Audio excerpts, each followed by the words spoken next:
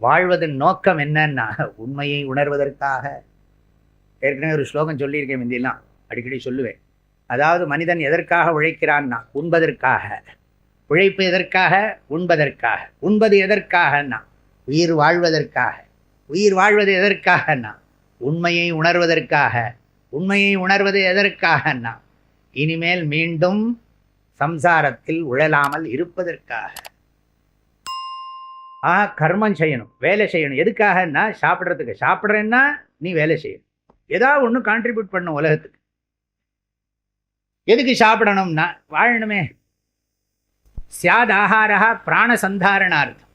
இந்த உயிர் வாழ்கிறதுக்கு, உடம்புல உயிர் வாழணும்னு சொன்னால் பிராணன் இதுக்குள்ளே காற்றெல்லாம் போயிட்டு இருக்கணும்னு சொன்னால் சாப்பிட்டாகணும், தண்ணி குடிச்சாகணும். எதுக்கு வாழணும்னா பிராணாதாரியா தத்துவ ஜிக்யாசனார்த்தம். உபனிஷத் படிக்கிறதுக்காக, தத்துவம் தெரிஞ்சுக்கிறதுக்காக. தத்துவம் எதுக்கு தெரிஞ்சுக்கணும்னா தத்துவம் ஜேயம் ஏன பூயோன்னு துக்கம். தத்துவத்தை தெரிஞ்சுட்டியானா பிறகு மறுபடியும் துன்பம் வராதப்பா வாழ்க்கையில்.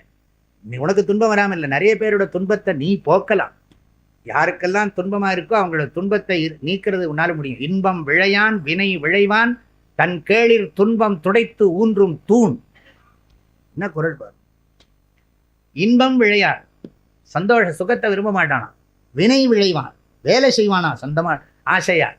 எதுக்கு? நான் தன்னை சுற்றி இருக்கிறவனோட துக்கத்தை போக்குறதுக்காக. இன்பம் விழையான் வினை விளைவான் தன் கேளிர் துன்பம் துடைத்து ஊன்றும் தூண்.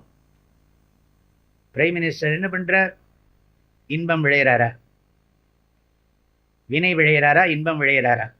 இன்பம் விளையான் வினை விளைவான். எதுக்காகனா நம்மெல்லாம் நன்னா இருக்கணும்.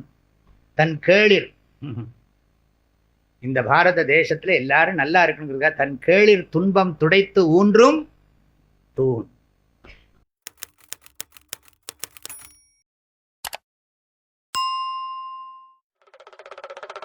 வாழ்க வள்ளுவம், வளர்க மனிதநேயம்.